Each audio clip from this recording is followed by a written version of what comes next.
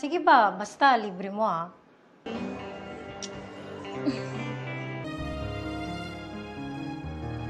Hanapan mo ng magandang anggulo. Ano ka ba? Nasa public place tayo. Nakagigil ka kasi. Huwag mo nang iiwan tong panty mo.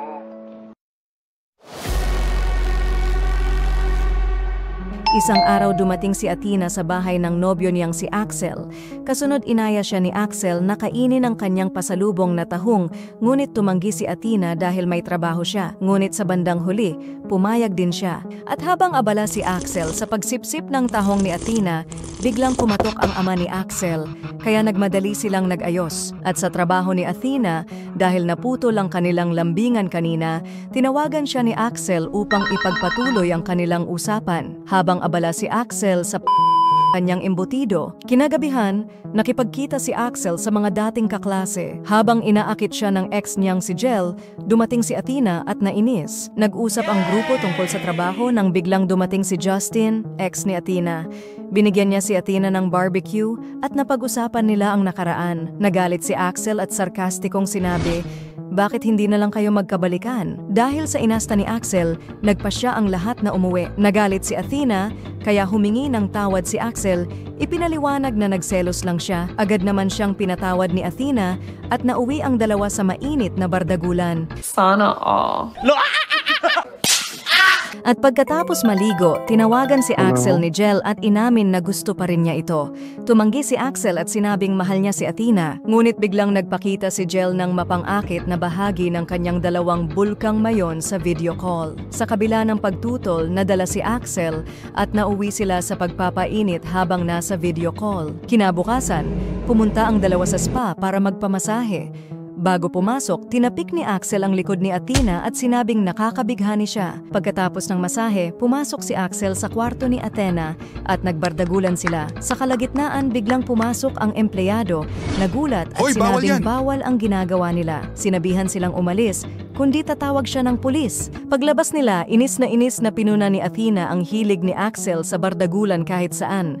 Sinisi naman siya ni Axel, sinabing laging maiksi ang suot nito kaya hindi niya mapigilan ang sarili. Dahil sa sinabi nito, nakipag-break si Athena at iniwan siyang mag-isa. Sa bahay, nagising si Axel sa tunog ng alarm ng kanyang cellphone.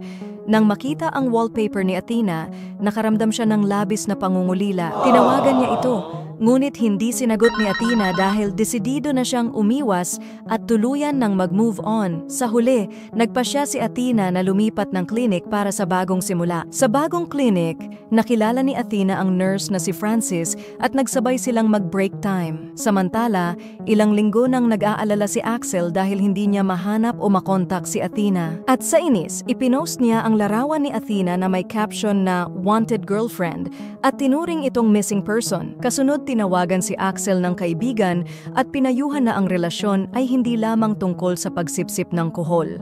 Sinabing dapat din niyang unawain ang damdamin ng partner kapag may problema at igalang ang kanilang mga desisyon. Pagkalipas ng ilang buwan, aksidenteng nabangga ni Axel ang isang babaeng nagba-vlog sa restaurant, si Nika. Humingi siya ng paumanhin at nagkakilala sila. Nabighani si Axel sa kagandahan ni Nika at nag-usap sila tungkol sa buhay. Maya-maya nakipag-flirt si Axel sa kanya, kaya hinalikan siya ni Nika. At nang tinanong kung magkasintahan na sila, sumagot si Nika ng oo, kaya napasigaw sa tuwa si Axel. Dahil dito, agad tinikman ni Axel ang bibingka ni Nika na lubos niyang ikinatuwa. Sarap! Matapos ang kanilang sagupaan, sinabi ni Nika na nais niyang magsama na sila ng tuluyan. Ngunit tumanggi si Axel, sinabing mas mainam na i-enjoy muna nila ang bawat sandaling magkasama sila. Samantala, nagpapaalam na ang katrabaho ni Athena na si Francis matapos matanggap ang kanyang aplikasyon bilang nurse sa Canada. Dahil may gusto siya kay Athena, kinakabahan si Francis ngunit biglang hinawakan ang dalawang cocomelon ni Athena bilang remembrance. Agad siyang sinampal ni Athena, ngunit laking gulat ni Francis nang biglang mag-alis ng damit si Athena. At doon nagsimula ang kanilang matinding bardagulan sa klinik na talaga namang Sarap! Pagkalipas ng ilang buwan, tuluyan nang nakamove on si Axel kay Athena. Sa isang restaurant, nagkataong nakita siya ni Athena at sabik na lumapit upang anyayahan siyang kumain at tila nagpapahiwatig ng muling pakikipagbalikan. Ngunit tinanggihan ito ni Axel at sinabing may hinihintay siya. Dumating si Nika at ipinakilala niya ito kay Athena. Bago umalis, sinabi ni Athena na masaya siyang makitang muli. Sa huli, makikita ang panghihinayang ni Athena para sa dating nobyo na ngayoy wala ng interes sa kanya. Kinabukasan, pumunta si Athena sa bahay ni Axel at nakiusap na magbalikan sila. Bagamat nagulat at nag-aalinlangan si Axel, ginamit ni Athena ang kanyang mapang-akit na kagandahan upang patahimikin siya. Sinimulan niyang kanyang imbutido at umaasang mahikayat itong bumalik sa kanya. Habang nadadala sa aliw si Axel, biglang tumawag si Nika, dahilan upang magising at matauhan siya. Sinabi ni Axel kay Athena na dapat na niyang itigil ang anumang binabalak niya dahil mahal niya si Nika. Dagdag pa niya, mas mabuting maghanap si Athena ng ibang lalaking magpapaligaya sa kanya. Hindi nagtagumpay ang pagmamakaawa ni Athena kay Axel dahil matibay ang pasya nitong hindi na makipagbalikan. Kasunod, tinawagan ni Axel si Nika at sinabing susunduin niya ito.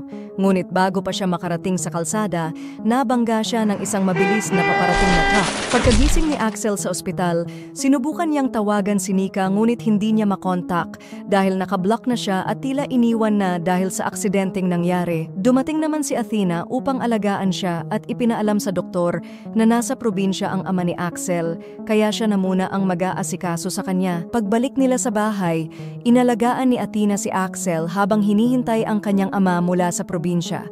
Nangako si Athena na siya ang mag-aasikaso sa lahat, kaya siya na mismo ang nagpaligo kay Axel. Bagamat nahihiya si Axel, sinabi ni Athena na wala na siyang dapat ikahiya dahil alam na niya ang lahat tungkol sa kanya. Habang naliligo, muling umiral ang pagiging mapusok ni Axel at sinunggaban ang mga coco melon ni Athena. Pinipigilan siya ni Athena dahil may fracture pa ang hita at braso nito, ngunit sinabi ni Axel na si Junjun naman ay hindi napilayan. Sa huli, napapayag si Athena at sinimulang ang kanyang embutido. Kinabukasan, dumating ang ama ni Axel at pinasalamatan si Athena sa pag-aalaga sa kanyang anak.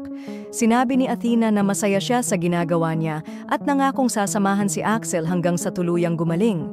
Dahil sa kanyang pag-aalaga, muling nanumbalik ang nararamdaman ni Axel para kay Athena. Makalipas ang ilang buwan, gumaling na si Axel. Dumating si Athena na may dalang cake para sa kanyang kaarawan.